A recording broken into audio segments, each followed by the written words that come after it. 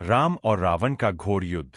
प्राचीन काल में जब असुरों के राजा रावण ने माता सीता का हरण कर लिया, तब भगवान श्री राम अपने भाई लक्ष्मण और वानर सेना के साथ लंका पर चढ़ाई कर चुके थे। यह धर्म और अधर्म के बीच का एक भयंकर युद्ध था, जो कई दिनों तक चला। युद्ध के पहले दिन दोनों सेनाएं आमने सामने खड़ी थीं। लंका की सेना में असुरों, राक्षसों और मायावी योद्धाओं का समूह था, जबकि श्रीराम के पक्ष में वानर, रीछ और मानव योद्धा थे।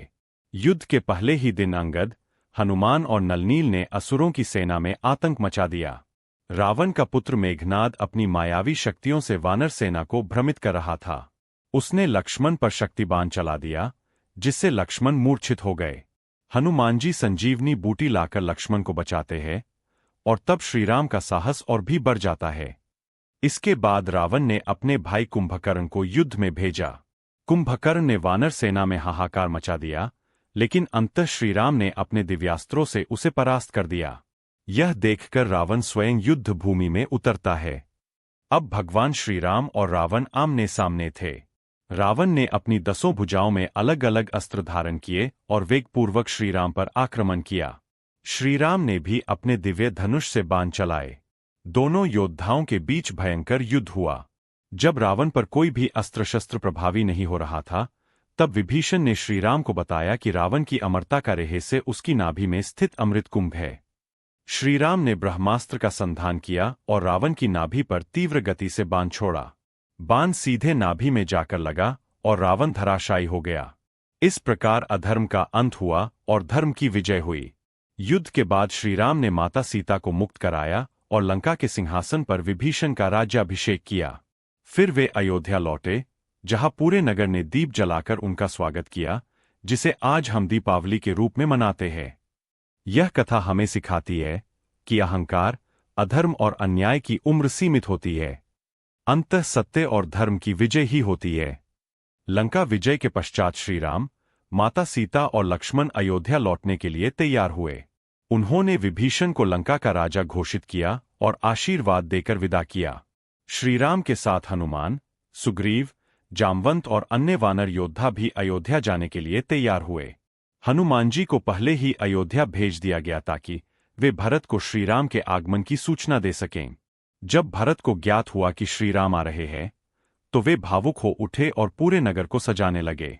श्रीराम, माता सीता और लक्ष्मण जब पुष्पक विमान से अयोध्या पहुंचे, तब पूरे नगर में दीप जलाए गए। हर गली, हर चौक पर लोग खुशी से झूम रहे थे। इसी उत्सव को दीपावली के रूप में मनाया गया। गुरु वशिष्ठ, महर्षि वाल्मीकि और अन्य ऋषियों की उपस्थिति में श्रीराम का भव्य राज्याभिषेक हुआ। अयोध्या में चारों ओर हर्ष और उल्लास का वातावरण था। श्रीराम ने न्याय, सत्य और धर्म पर आधारित एक आदर्श राज्य की स्थापना की, जिसे रामराज्य कहा गया। रामराज्य की विशेषताएं: न्याय और धर्म का पालन, प्रजा में सुख शांति, कोई भी दुखी या भूखा नहीं रहता, सभी लोग एक दूसरे की सहायता करते। अयोध्या धन धान्य से परिपूर्ण हो गई। शिक्षा: श्रीराम के जीवन से हमें धैर्य, सत्य, कर्तव्यपरायणता और मर्यादा का पालन करने की सीख मिलती है। यह कथा हमें यह भी सिखाती है कि धर्म और सच्चाई की राह पर चलने वाला व्यक्ति अंत में विजयी होता है। इस प्रकार श्रीराम का जीवन और उनके आदर्श युगों युगों तक मानवता के लिए प्रेरणा स्रोत बने रहेंगे। श्रीराम के राज्याभिषेक के बाद अयोध्या में चारों ओर सुख शांति और समृद्धि थी। कोई भी दुखी या भूखा नहीं था। सभी लोग धर्म और मर्यादा का पालन करते थे। श्रीराम ने अपनी प्रजा को अपने परिवार की तरह मना और न्यायप्रिय, करुणामय तथा परोपकारी शासन स्थापित किया। प्रजा श्रीराम से अपार प्रेम करती थी, लेकिन एक दिन अयोध्या में कुछ लोगों के मन में संदेह उत्पन्न हुआ। एक धोबी ने अपनी पत्नी को यह कहकर घर से निकाल दिया कि वह किसी और के घर से लौटी है, इसलिए अब वह उसे स्वीकार नहीं करेगा। यह बात श्रीराम तक पहुंची और वे इस बात से बहुत विचलित हो गए कि कहीं उनकी प्रजा माता सीता की पवित्रता पर संदेह तो नहीं कर रही। हालांकि माता सीता ने पहले ही अग्नि परीक्षा देकर अपनी पवित्रता सिद्ध कर दी थी, लेकिन प्रजा में फैली शंका को दूर करने के लिए श्रीराम ने धर्म और राजधर्म का पालन करते हुए माता सीता का त्याग करने का कठिन निर्णय लिया। उन्होंने लक्ष्मण को आदेश दिया कि वे माता सीता को वाल्मीकि ऋषि के आश्रम में छोड़ आए। माता सीता ने श्रीराम की मर्यादा को समझते हुए बिना किसी प्रतिवाद के यह निर्णय स्वीकार कर लिया और महर्षि वाल्मीकि के आश्रम में रहने लगीं।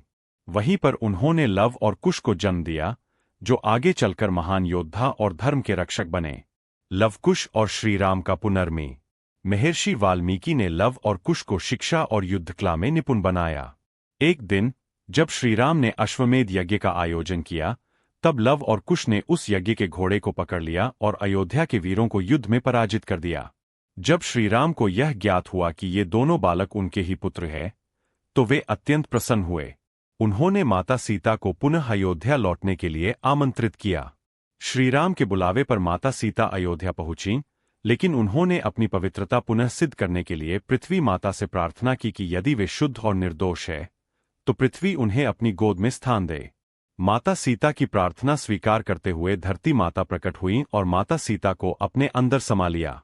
यह देखकर श्रीराम और उपस्थित सभी लोग अत्यंत दुखी हो गए। माता सीता के बिना श्रीराम का मन अब अयोध्या में नहीं लग रहा था।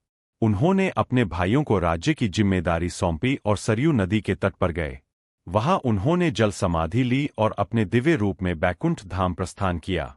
श्रीराम का जीवन हमें मर्यादा, त्याग, धैर्य और कर्तव्यपरायणता की सीख देता है। उन्होंने अपने व्यक्तिगत सुख दुख से ऊपर उठकर हमेशा धर्म का पालन किया। उनका आदर्श शासन और उनके चरित्र की महानता सदा के लिए प्रेरणादायक रहेगी। जय श्री राम।